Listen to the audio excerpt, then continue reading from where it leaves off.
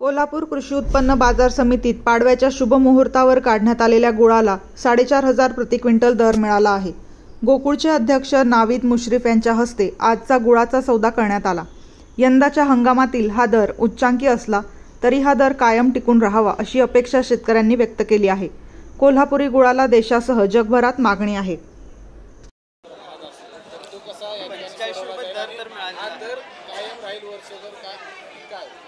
आता सध्या जर बघितलं तर ह्या महिनाभरामध्ये 4200 ते 4500 असाच दर आहे.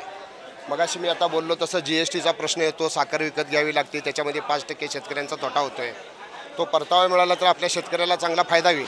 आणि परराज्यातनं जे गुळ येतो ती वस्तुस्थिती खरी आहे, कारण मी चेअरमन झाल्यानंतर 2 वेळेला काही गाड्या पकडलेल्या आल्या आणि त्यांच्यावरती मी दंडात्मक कारवाई केलेली आहे. आतासुद्धा तशा पद्धतीची मोहीम आपण चालू ठेवू. पण परराज्यातनं येणारा गुळ जर आमच्या जर डायरेक्ट मार्केटमध्ये येत असेल तर ते ठीक आहे, पण परस्पर जात असेल तर ते योग्य नाही.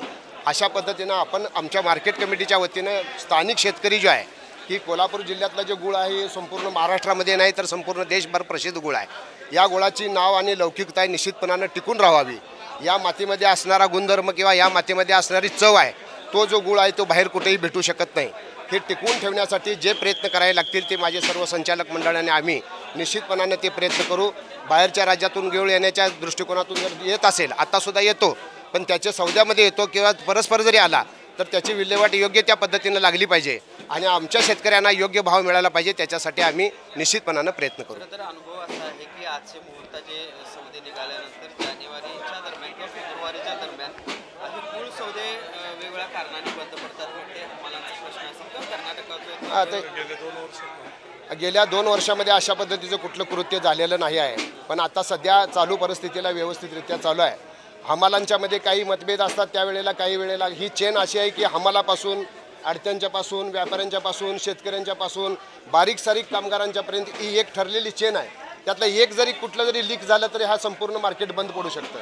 आज सगळ्या घटकांना जर विश्वासात घेऊन जायचं असेल तरच हे मार्केट चालतं.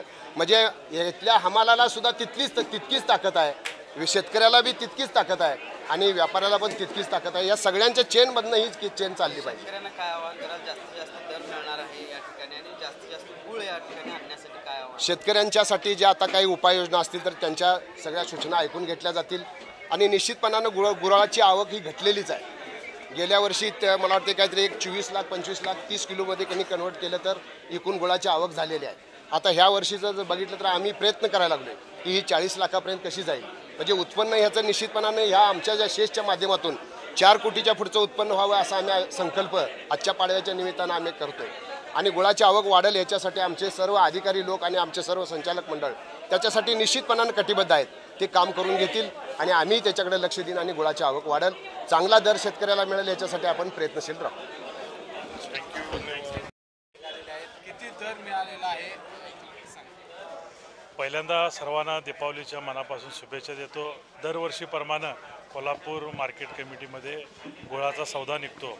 यावर्षी आपण गुळाचा सौदा या ठिकाणी संपन्न झालेला आहे. 4500 रुपये हा पहिला सौदा निघालेला आहे. मी काल रात्री आलो युरोपवरून आणि चेअरमनांचा फोन होता मार्केट कमिटीचा की तुम्ही यावं, मी येतो म्हणून सांगितलं.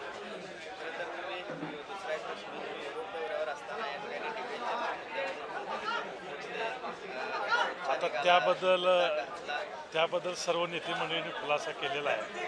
तुम्हालाही त्या ठिकाणी बोलवून सगळी माहिती सविस्तर दिलेली आहे आणि दूध उत्पादकांच्या म्हणण्यानुसारच आपण ते डिबेंचर पुढीलची जी कारवाई आहे ती आपण करणार आहे.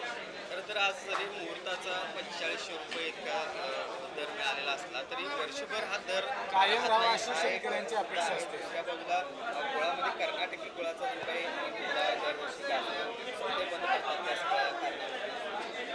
त्याबद्दल मार्केट कमिटी चेअरमन सांगते.